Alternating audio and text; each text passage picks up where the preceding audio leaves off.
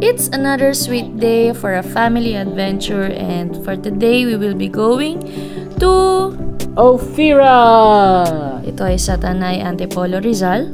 Tama ba? Sampaloc, Tanay, Rizal. Sampaloc din. Yes.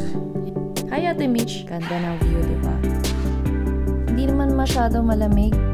Ito yung mga main characters. So, yan na nagtatampisaw without a care in the world. Oh! Nakahubad ako! Exposed! Wow, floating. Pero may vest yung anak ko. Can I see?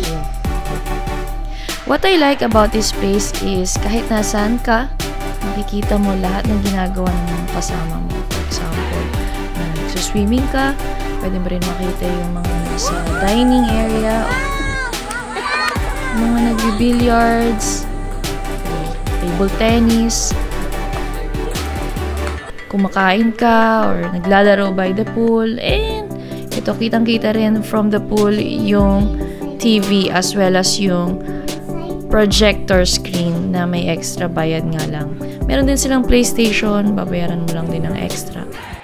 Ayan, nag-swimming, nagkwentuhan, ang mga bata magdamagan, walang tulugan. And then, morning na.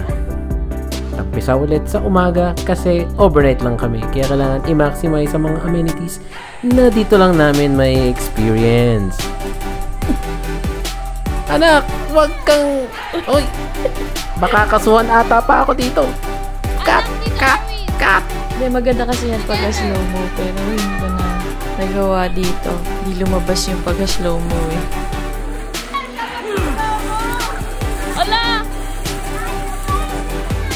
Take one for the team! Sa taas ng main hall, meron pang mga bedrooms doon.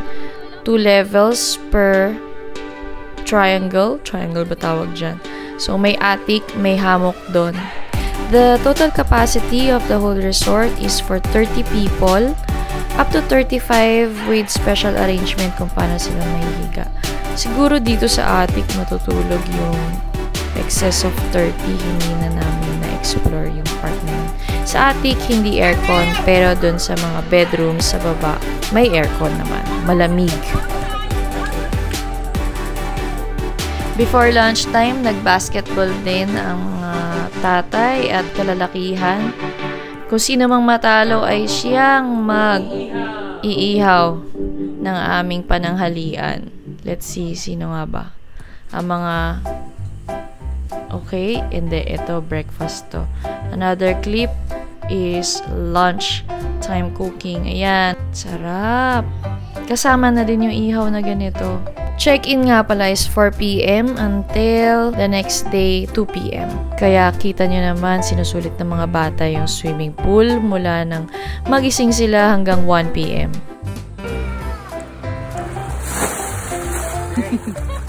Sam! Tingnan mo sila!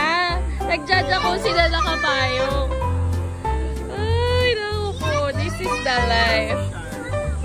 Oh, may payong na dito, may payong pa dito. Gusto ng warm bath, pero ayaw din magpa-araw. Best of both worlds. Payong na dito. Welcome to Ophira! Welcome to Ophira!